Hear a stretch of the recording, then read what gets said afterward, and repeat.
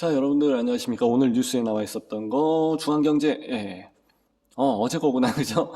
제가 좀 바빠고 신문을 요번에 이제 좀 몰아서 보고 있는데 조금 의미가 있는 부분이 있습니다. 사실 내가 이제 분양권 쪽에서 이제 강의를 진행을 하고 있었습니다만은 종부세를 사실 피해 나가기는 사실 어렵습니다. 어느 정도 부동산, 특히 분양권 쪽으로 해서 어느 정도 수익을 냈다. 그렇게 되면 일단 기본적으로 양도세가 제일 먼저 걸리게 되는 거죠. 양도세. 그리고 또 한 가지 나중에 다주택자가 되게 되면서 또는 강남권의 고급 아파트를 소유하게 되면서 나오는 게 바로 종부세죠. 예. 저 같은 놈한테도 종부세가 나와 있더라고요. 그러니까 이제 미치겠는 거예요. 그죠? 자, 여야 합의로 불발.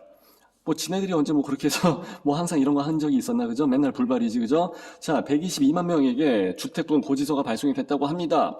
하여튼 국세청이든 경찰청이든 뭐든 하여튼 뭔가 국가에서 고지서가 날라왔다 그러면은 기분이 좋을 거는 단 한 가지도 없습니다. 그 점 상식적으로 알고 계시면 좋을 것 같고요. 자, 서울이 뭐 당연히 많겠지, 그죠? 집주인의 22%가 납부를 해야 된다고 합니다. 그래서 이제 희룡이 아저씨가 내년에는 공시가를 낮추겠다.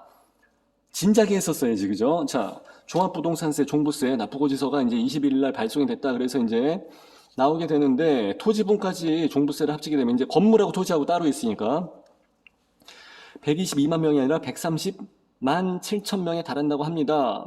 그러니까 서울에 집을 가진 사람 중 5명 중에 하나는 종부세 거의 뭐 여기에 무조건 다 포함이 된다. 이제 이 얘기인데, 이게 이제 문제가 되는 부분이 그거예요. 집값은 지금 계속해서 떨어지고 있잖아.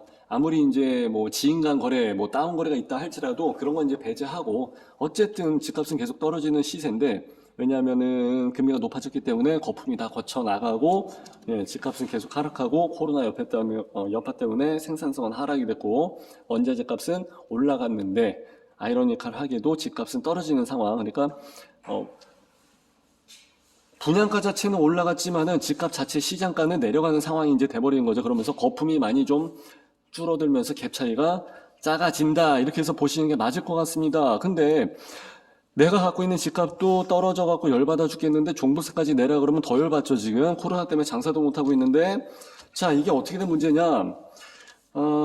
공시지가 상승에 대한 문제가 생겨버린 거예요. 그래서 뭐냐면은 공시지가는 일반적으로 뭐 다른 나라도 다 마찬가지지만 거의 다 마찬가지인데 보통 30에서 50% 정도 수준을 가지고 있었습니다. 우리나라도 역시 마찬가지예요. 근데 지난 정부에서 공시지가를 올리겠다라는 이야기를 하면서 공시지가가 폭발적으로 올라가기 시작했습니다. 그러니까 내 집의 시세는 뭐 지난 정권 때 좀 올라간 것도 있긴 있습니다만 어쨌든 간에 집값이 올라갔다고 해서 내가 어떠한 소득이 늘어나고 현금이 늘어나는 건 아니거든요. 근데 공시지가가 올라가게 되면 나는 여기에 대한 세금을 많이 내게 됩니다. 이게 문제가 되는 거예요. 그래서 표심이 많이 날아가는 부분도 없잖아 있습니다. 정치공학적으로 해석을 했을 때도. 자, 근데 이 종부세를 공시지가랑 같이 연동을 시켜서 이제 봐야 되는데, 이 사실 공시지가가,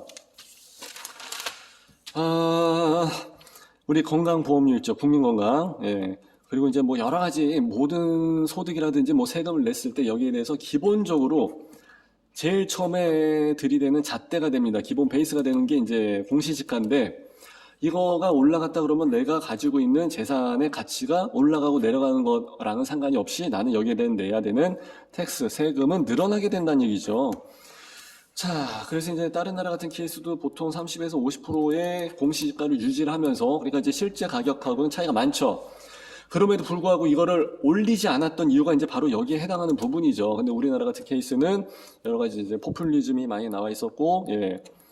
돈을 좀 땡겨 써야 되는 부분이 있었기 때문에 세금을 좀 많이 확보하고자 해서 공시지가를 올리면서 여러 가지 뭐 재산세라든지, 예, 여러 가지 이제 비용을 많이, 예, 세금을 좀 걷어가는 그런 상황이 된 거죠. 하다 못해, 예, 이런 같은 맥락에서 우리 집 앞에서 내가 지금 40년 살던 동네에서도 과속으로 또는 이제 차선 위반으로 해서 딱지를 끊는 적도 생기게 되는 케이스예요. 예. 그럼 뭐라 그래요? 아, 얘네들 이제 다 세금 떨어져갖고 세금 거들라고 하나 보다. 이제 이런 얘기를 우스갯소리로 하는 케이스가 벌어지는 상황이었었죠. 예. 그래서 흔히 말해서 세금 문제 건드려갖고 코피 터지지 않은 정부가 없다고 하죠. 이게 이제 세금 쪽에서 유명한 명언인데, 그래서 요번에 정권이 바뀌었을런지 그것까지는 모르겠습니다. 예, 저는 정치에는 관심이 없으니까. 하지만은 정치공학적인 부분을 배제하고 순순히 부동산과 경제적인 부분 관점에서만 본다 할지라도, 예, 세금 쪽 부동산들, 세금 쪽에 있는 공무원들이 항상 하는 얘기가 그거예요. 세금 건드려서 코피 터지지 않은 정부가 없다고. 예. 그래서 이제 이런 부분도 생각을 해봐야 될 것 같고, 요번에 요런 거를 세금에 대한 부분을 좀 많이 걷기 위해서 종부세라든지 이런 거를 공시지가를 이제 상향시키면서 한다는 얘기는 뭐예요? 현실화. 올린다고 얘기 절대 안 합니다. 현실화라는 쪽으로 해서 또는 뭐 조정이란 이야기를 통해서 이제 사람이 약간 체감되는 귀에 들리는 게 약간 순화되게끔 해서 그렇지 현실화 한다는 얘기는 사실 이제 이런 걸 올리겠다는 얘기인데 그러니까 한마디로 세금을 더 많이 걷겠다는 얘기죠. 근데 이제 요번 정권에서는 희룡형이 조금 더 이제 내려가게끔 하겠다 이런 얘기를 한 게 뉴스로 해서 나온 겁니다. 예, 그만큼 이제 돈을 많이 걷는 걸 이제 그만하고 좀 내리겠다 이런 얘기죠. 그래서 지금은 이제 당분간은 그렇게 정치 문제로 해석할 만한 선거 요런 게 이제 없죠. 이제 어느 정도 다 지나갔으니까. 그래서 이제 굳이 뭐 정치 문제로 접근을 한다기보다는 순수히 경제 문제로 접근하는 게 아닌가 이제 그런 생각이 듭니다. 공시지가가 올라가다 보니까 지금은 이제 실거래가랑 역전 현상이 나오면서 실거래가보다 공시지가가 더 높아지는 그런 경우의 수도 나온다고 하는데, 그러니까 애시당초 공시지가는 건드리는 게 아닙니다. 애시당초. 예. 그거를 이제 건드렸다는 것 자체가 문제가 됐던 거고, 코로나가 어느 정도 코로나 종식은 몇 년 전에 이미 나왔긴 하지만, 코로나가 이제 거의 막판을 향해서 치닫아 가는 것 같긴 하지만은, 코로나가 끝났다고 해서 경기가 바로 회복이 되고 내수 경기가 진작이 되는 게 아니라 그 3, 4년간의 여파가 있었고 누적이 되어 있으면서 계속 이제 대출로 연명을 하던 사업자들이 상당히 많고 그렇기 때문에 바로 경제가 막 활성화되고 이렇게 해서 된다는 걸 기대하기는 좀 어렵죠. 하지만 세금은 매년 나옵니다. 저도 지금 받은 고지서가 있는데 세금은 가장 적게 내는 방법은 지금 바로 내는 것입니다 라고 해서 나와 있네요. 네, 찢어버리려고 그랬어요. 자, 하여튼 이런 식으로 해서 돌아가는 그 종부세 문제는 여러분들이 기본적으로 좀 알고 계시고, 여러분들이 이제 다주택자가 되었다든지 아니면은 강남에 있는 아파트를 분명히 이제 소유를 하시게 되는 날이 올 겁니다. 그때 여러분들이 꼭 참고하시면서 지난번에 낸 거는 건물분이었고 요번에 또 내려가는 게 토지분이구나 이렇게 해서 생각을 하시면서 어떠한 정권이 되더라도 종부세를 건들게 되면은 이거는 아니대요 라고 해서 꼭 여러분들이 생각을 하시고 계시면은 좋을 것 같습니다. 자, 이렇게 해서 어제 경제면에 나와 있던 종부세 어떻게 1년새에 50%가 느냐 그죠?